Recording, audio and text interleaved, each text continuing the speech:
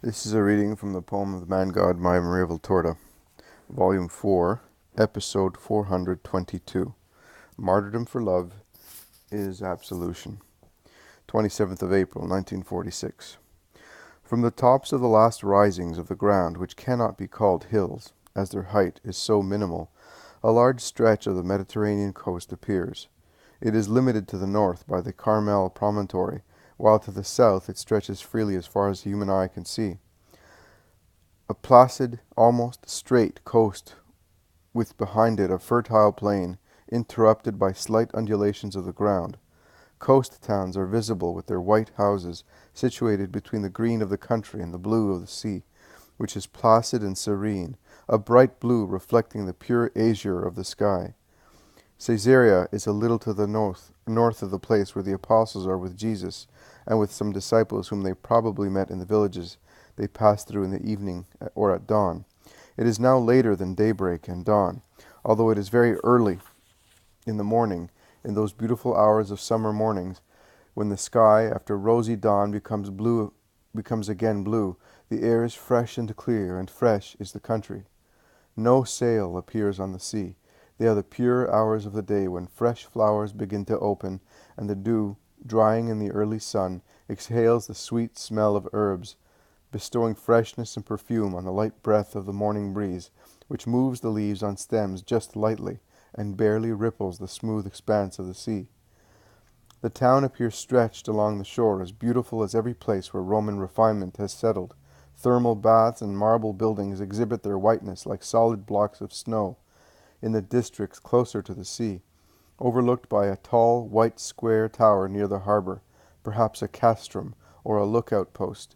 Then there are the more modest little suburban houses in Jewish style, and everywhere there are green pergolae, roof gardens built more or less splendidly on the flat roofs of houses, and tall trees growing everywhere. The apostles admire the view, resting in the shade of a group of plane trees, almost on the top of the hill. "The sight of this immensity lightens one's heart," exclaims Philip. "And you seem to be already feeling all the coolness of those beautiful blue waters," says Peter. "True, after so much dust, stones, thorns. Look, what a marvel! How fresh and peaceful! The sea always brings peace," remarks James of Alphaeus.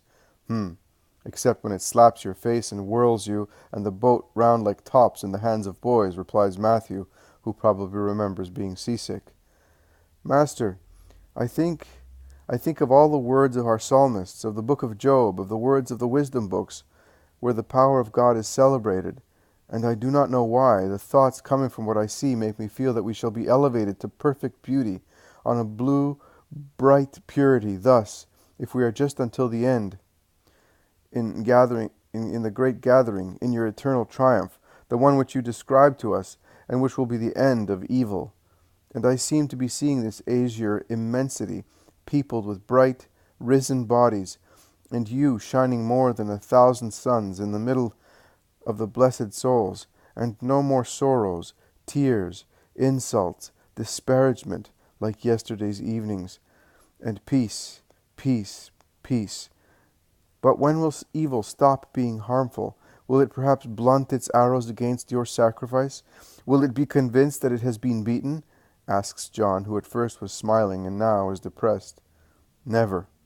It will always think that it is triumphant, notwithstanding all the contradictions of the just. And my sacrifice will not blunt its arrows, but the hour will come, the final hour, when evil will be defeated, and in a beauty even more infinite than that foreseen by your Spirit, the chosen ones will be the only people, the eternal, holy, true people of the true God." "And shall we all be there?" ask the apostles. "Yes, all." "And what about us?" "Us," ask the already large group of the disciples. "You will all be there too." "All the ones present, or also those who are your disciples?" "We are many now, notwithstanding those who parted from us." "And you will be more and more, but not everyone will be faithful until the end." "But many will be with me in paradise." "Some will have the reward after expiation, some immediately after their death. But the reward will be such that, as you forget the earth and its sorrows, so you will forget purgatory with its penitential longing for love." "Master, you told us that we will suffer persecutions and martyrdom. They may capture and kill us before we have time to repent, or our weakness will prevent us from being resigned to a violent death. So, asks Nicholas of Antioch, who is among the disciples, do not believe that. Owing to your human weakness, you could not suffer martyrdom with resignation, but supernatural assistance will be instilled by the Lord into the great spirits who must bear witness to the Lord. Which? Insensibility, perhaps? No, Nicholas. Perfect love. They will achieve such complete love that torture, accusations, separations from relatives, from life, from everything will no longer be depressing matters.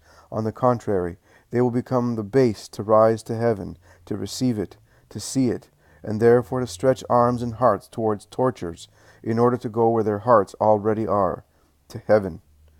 One who dies thus will be much forgiven, says an old disciple, whose name I do not know. Not much, but completely forgiven. Papias, because love is absolution, and sacrifice is absolution, and heroic confession of faith is absolution. You can thus see that martyrs will be treble purification. Oh, then, I have sinned much, Master, and I have followed these disciples to be forgiven.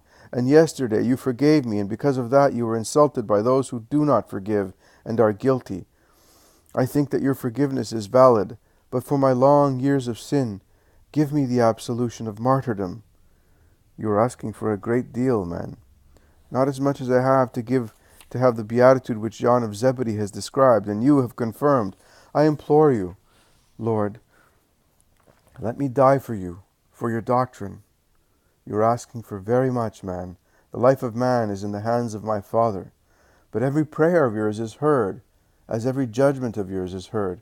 Ask the eternal Father that forgiveness for me. The man is on his knees at the feet of Jesus, who looks him in the eye and then says, and do you not think that it is martyrdom to live when the world has lost all attraction, and the heart yearns for heaven, and to live to teach other people to love and to become acquainted with the disappointments of the Master, and to persevere tirelessly to give souls to the Master? Always do the will of God, even if your own should appear to you to be more heroic, and you will be holy. But here are your companions coming with supplies. Let us set out to arrive in town before the torrid hours. And he sets out, first down the light descent that soon arrives at the plain, marked by the white ribbon of the road leading to Caesarea on the sea.